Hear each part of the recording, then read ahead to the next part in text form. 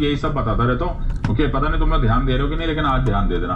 पहला rule, executive is responsible to the legislature. ये मेरे ख्याल से ऐसा कोई वीडियो नहीं होगा जिसमें मैंने ये लाइन नहीं लिखा, because this is the very bottom line of democracy. Second, universal adult franchise. Everyone, in other words, shall have uninhibited rights of voting until unless so disqualified. तो universal adult franchise, अगर तुम्हें याद है मेरा previous lesson, तो founding fathers का एक बड़ा बोल्ड स्टेप था। ओके, बड़ा क्रिटिसिज्म था, बड़ा ऑपोजिशन था कि मत दो यार, ये लोग तो पढ़े लिखे नहीं है, इंडियंस, इन लोगों को एक्सपीरियंस नहीं है, and so on and so fourth. In doctor Ambedkar said nothing doing, I am giving and I am 100% giving them universal adult franchise.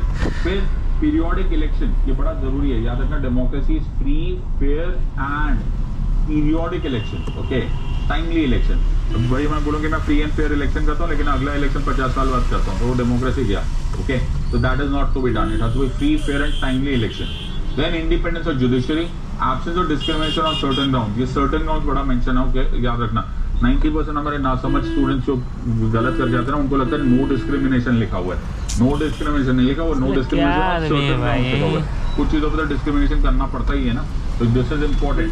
Not certain grounds, these are all manifestations of democracy. एक और word is Republic, ये बड़ा important word है। I hope everyone remembers this part. Republic के कई सारे definition होते हैं और बड़े सारे तरीके होते हैं उनको समझाने के। Lex rex, law is the king of kings, is also a republic concept. Elected head, okay, we shall have the elected head of the state. तो हमने अपने प्रेसिडेंट साहब को इलेक्ट किया हुआ है, एंड द प्रेसिडेंट साहब is not a dynast, he does not belong to a particular family.